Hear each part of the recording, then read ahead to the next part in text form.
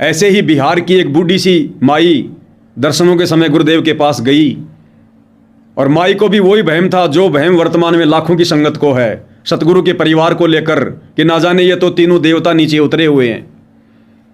तो माई ने देखा कि सतगुरु जी के आसपास बहुत सारे भगत हैं, कोई बंदूक लेकर चल रहा है, कोई क्या कर रहा है। तो माई ने गुरुदेव से कहा कि गुरुदेव, सबसे पहले तो यही पार होंगे जो आपके इर्द गिर्द 24 घंटे घूमते रहते हैं, दिन में 50 बार दंडोत करते हैं, 5 बार आपके हाथ से प्रसाद ले रहे हैं। हे मालिक, सबसे पहले तो यही आत्माएं पार होंगी। तो सतगुरुदेव ने कहा कि बेटी, डॉक्टर के पास में सबसे नज़दीक कौन सा मरीज रहता है? तो इतना तो ज्ञान था ही। माई ने कहा कि डॉक्टर के पास सबसे नज़दीक वो मरीज रहता है जो ज़्यादा बीमार होता है, जो कोमा में होता है। तो गुरुदेव ने कहा कि बेटी, ये सबसे बड़े मरीज हैं, ये जो तुम्हारे को ये बड़े बड़े भगत दिखाई दे रहे हैं, मेरे बेटा बेटी दिखाई दे रहे हैं, ये मरीज हैं, ये कोमा में है, कोमा में। बेटी, अगर मैं इनको अपने पास ना रखूं तो काल इनको कब का उठा ले जाए। तो माई ने तो कान पकड़ लिए, और गुरुदेव ने कहा कि जाकर माला हाथ में लेके सुमन कर ले, इन चक्करों में मत पड़ना। ऐसे ही एक भगत था, उसने देखा कि मैं भी सतगुरुदेव जी के पास में कोई विशेष सेवा लूं, मैं भी डी में सेवा लूं। दर्शनों के समय गुरुदेव के पास में गया, कहा कि गुरुदेव, दास को डी गेट पर सेवा दे दो। तो गुरुदेव ने कहा कि चौधरी बनना है, भगत बनना है? आश्रम में चौधरी बनने आया कि भगत बनने आया है? तो भगत समझा नहीं, नीचे गर्दन कर ली। तो गुरुदेव ने कहा कि ये चौधरी हैं सारे के सारे, भक्ति नहीं है इनके पास में, तने चौधरी बनना है कि भगत बनना है? चुपचाप आ गया भगत। ऐसे ही जो करौथा कांड हुआ था, उसके मुकदमों के सिलसिले में दिल्ली से एक भगत था, वकील भी था, सुरेश। बेचारा बार बार जम्मू आया करता था, कभी कहाँ जाया करता था मुकदमों में, जो मुकदमे झूठे गुरुदेव पे लगे हुए थे। और ये आश्रम वाले कोई सहयोग नहीं किया करते थे।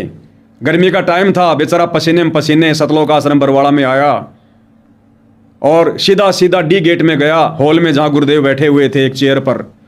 आसपास में ये सारे मुख्य मुख्य भक्त खड़े थे, सारे महेंद्र जी, बलजीत जी, रामनिवास छावड़ा, ये सारे के सारे मैन मैन भगत खड़े हुए थे।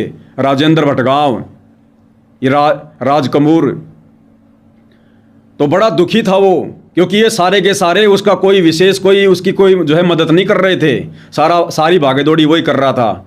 तो सुरेश वकील ने आकर गुरुदेव को चरणों में दंडवत किया और निराश होकर गुरुदेव के चरणों में बैठ गया। और सुरेश ने कहा इन लोगों की तरफ उंगली करते हुए कि गुरुदेव, ये आपको परमात्मा नहीं मानते, ये गुरुदेव, ये आपको परमात्मा नहीं मानते। तो गुरुदेव ने दुखी मन से घुटनों पर हाथ रखकर खड़े होते हुए कहा कि सुरेश, तू परमात्मा की बात करता है, ये तो मुझे गुरु भी नहीं मानते। तो भाई और बहनों, ये है अंदर की राम कहानी। घर का जोगी जोगना, बाहर का जोगी सिद्ध। और हरियाणा में कहावत है, दीपक तले हमेशा अंधेरा रहता है। तो ये नादान संगत जो वर्तमान में इन सतलोक आश्रमों में जा रही है गुरु की गैर हाजिरी में, अरे बिना दुल्ले के बारात किस काम की? हमारा दुल्ला तो हिसार जेल में बैठा है, तुम बाराती आश्रमों में क्यों धक्के खा रहे हो? 2 टाइम की रोटी भक्ति करोगे, भगवान तुम्हें तुम्हारे घर पर भी दे देगा। अरे मर्यादा में रहकर भक्ति करनी है, सत्संग तुम्हारे घर पर भी हैं, फोटो तुम्हारे घर पर भी हैं, दंडोत अपने घर पर भी कर सकते हो। आश्रमों में जाकर तुम क्या करते हो? कौन से साक्षात वहां परमात्मा बैठे हैं? अपना अनमोल कीमती समय ही बर्बाद करके आते हो। अगर तुम ये कहते हो कि हम सत्संग सुनने की दृष्टि से जा रहे हैं, तुम अपने साथ में धोखा कर रहे हो। अगर तुम सैकड़ों किलोमीटर जाकर 10-10, 12-12, 15-15 घंटे की यात्रा करके अगर तुम ये कहते हो कि हम इन आश्रमों में सत्संग सुनने जा रहे हैं, ये बकवाद है। सत्संग तुम्हारे घर पर भी हैं, तुम्हारे मोबाइल में भी हैं, टीवी चैनल पर भी आ रहे हैं। तुम अपने घर पर 2 घंटे बैठ के सत्संग नहीं सुन सकते और तुम कहते हो कि 15-15 घंटे की यात्रा करके हम आश्रमों में हम लोग सत्संग सुनने जा रहे हैं। तुम बकवाद करने जा रहे हो। 2-3 महीने में एक बार घूमने की दृष्टि से जा रहे हो, लड्डू जलेबी के चक्कर में जा रहे हो तुम। तो क्यों अपने साथ धोखा कर रहे हो और क्यों अपने भगवान के साथ विश्वासघात कर रहे हो?